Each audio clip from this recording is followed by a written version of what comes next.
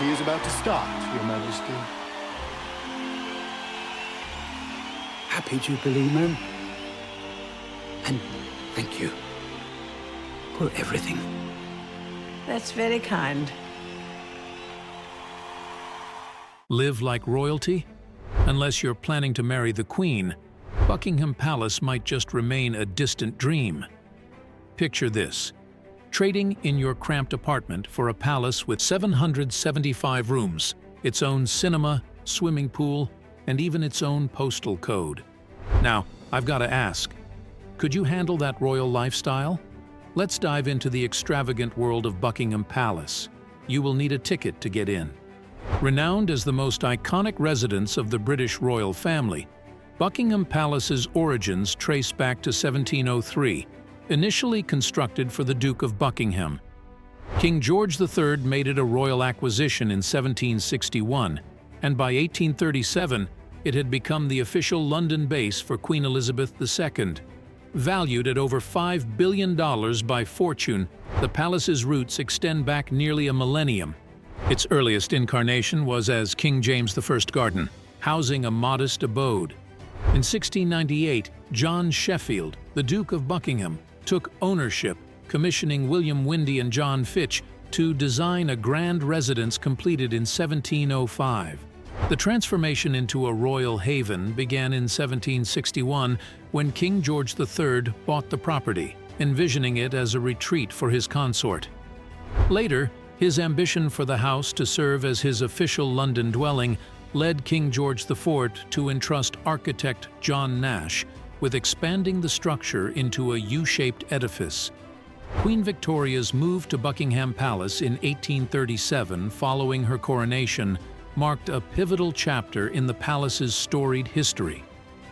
Imagine a room named after you at the palace. Over the years, Buckingham Palace expanded to include semi-state apartments for semi-formal entertaining for luncheon parties and private events, named after famous visitors such as Nicholas I of Russia, the 1844 room, and Napoleon III of France, the 1855 room, and a suite named after Leopold I of Belgium. State banquets take place in the ballroom built in 1854, are used for white tie and decorations events that includes tiaras. Dining table is laid in grand service using silver gilt plate made in 1811 for the Prince of Wales, later George IV. Ascend the grand staircase, and you're following in the footsteps of dignitaries and royalty. This architectural masterpiece isn't just for traversing floors, it's a favored spot for official photographs, capturing moments of history with its opulent backdrop. Then there's the palace's more secretive side, like the rumored tunnel linking the palace to nearby bars, a clandestine escape route for King George VI and the Queen Mother to enjoy a discreet night out. We need British intelligence to find out for us. Interesting facts that make Buckingham Palace stand out include its walls containing fossils potentially up to 200 million years old, and its history of surviving World War II bombings. It also houses an ATM, a testament to its modern amenities amidst historical grandeur. The palace grounds also host the first Buckingham Palace Girl Guide Company, showcasing its connection to personal royal life. Outside, facing the mall, stands the statue of Queen Victoria, commemorating her lengthy reign. It serves as a reminder of the palace's historical depth and the legacy of Britain's longest-serving monarch before Queen Elizabeth II. Let's be honest, no trip to the palace is complete without getting up close and personal with the crown jewel. We're talking about the Koh-i-Noor diamond, a bling with a backstory that reads like an epic adventure novel. This isn't just any gem, it's the superstar of the Mughal Empire's peacock throne, a symbol of eye-watering wealth and power. It's had more passport stamps than most, having been nabbed by Persian and British bigwigs through the ages, finally landing in the British crown jewels in the 19th century. Trust us, seeing this gem is a must. It's not just a piece of history, it's a slice of the high life, with a side of intrigue. While Victoria wore the diamond as a brooch, it eventually became part of the crown jewels, first in the crown of Queen Alexandra, the wife of Edward VII, Victoria's oldest son, and then in the crown of Queen Mary, the wife of George V, grandson of Victoria. The diamond came to its current place of honor in 1937, at the front of the crown, worn by the Queen Mother, wife of George VI and mother of Elizabeth II. The crown made its last public appearance in 2002, resting atop of the coffin of the Queen Mother for her funeral. Valued between $3.4 to $5.7 billion, the diamond's history reflects the complexities of colonial acquisitions, sparking debates on cultural heritage and restitution. Just when you thought Buckingham Palace couldn't get any more British, imagine the Queen nipping down to the corner to post a letter, only to remember she's got the stamp collection to end all stamp collections. We're talking about the 2-penny blue stamp, not your average postage. This little piece of paper could easily swap out the red mailboxes of London for a sandy beach in the Bahamas, considering its eye-watering valuation of $125 million. It's not just any old stamp. It's one of the philatelic world's crown jewels, casually hanging out in the palace, probably tucked between a Netflix bill and a royal decree. So, next time you grumble about the rising cost of stamps, spare a thought for the 2-penny blue, proving that sometimes the smallest things can carry the biggest value, and yes, it's probably more punctual than your average mail delivery. As for eggs, the British are not known for boiling eggs. It's more like Fabergé Egg Benedicts with real bling. Among the treasure trove of goodies is the Mosaic Fabergé Egg, a little number that's worth more than most lottery jackpots. Gifted by a Russian Tsar and surviving revolutions and wars, it's the kind of piece that makes you rethink your investment in Bitcoin. Created in 1914 by the renowned jeweler Peter Carl Fabergé, this imperial Easter egg was a personal gift from Tsar Nicholas II to his wife, Tsarina Alexandra, marking a significant moment in history just before the outbreak of World War I and the eventual fall of the Russian Empire. The egg is celebrated for its intricate design and the remarkable feat of its construction, featuring a platinum mesh adorned with a dazzling array of diamonds, rubies, topaz, sapphires, demantoid garnets, pearls, and emeralds, meticulously cut and set to create a floral motif that mimics the appearance of petit point needlework. Let's not forget the Royal Gallery wall. The Royal Collection is a treasure trove that rivals the world's greatest museums.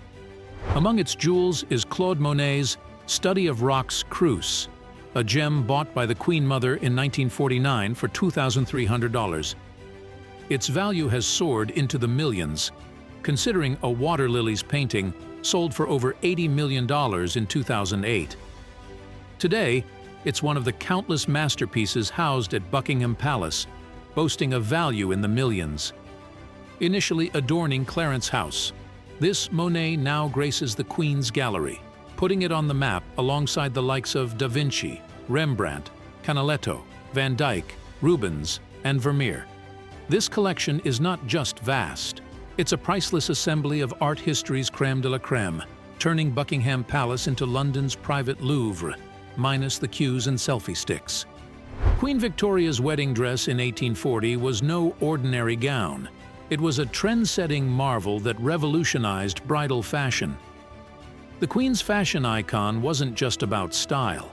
It symbolized purity and innovation, inspiring generations. Interestingly, her choice of white also boosted the struggling lace industry, showcasing her influence beyond fashion.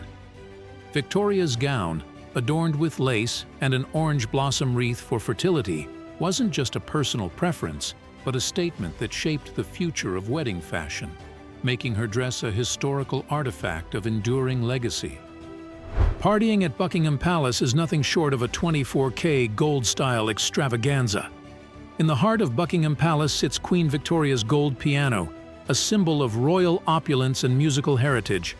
Crafted by S&P Erard, this ornate instrument is not just a decorative piece, but a testament to Queen Victoria's love for music, shared with her husband, Prince Albert. Adorned with gold and intricate paintings, it stands as a centerpiece in the White Drawing Room, embodying the grandeur of the Victorian era. Its presence echoes the historical significance and the personal tastes of one of Britain's longest-reigning monarchs. If you were to choose a pet, you might consider being a Corgi living at the palace. They are the real MVPs of Buckingham Palace. The Queen's Corgis were more than just pets. They were a symbol of her reign. With over 30 Corgis throughout her life, these furry companions had their own bespoke menus and rooms, living the royal dream. They weren't just lounging around either. These pups had a schedule, from meal times to walks in the palace gardens, orchestrated with precision. They've rubbed paws with dignitaries and starred in official portraits, making them the most regal of canines with a fan base stretching beyond the palace gates. Buckingham Palace isn't just a royal residence. It's a treasure chest of history, luxury, and some pretty quirky facts.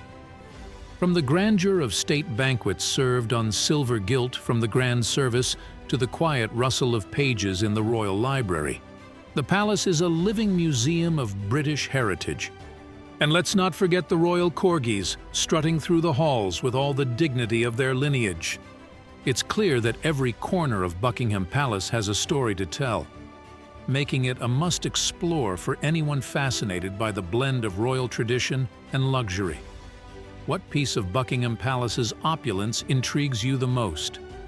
Share your thoughts, and don't forget to subscribe to Smoothlux for more deep dives into the world's most fascinating stories.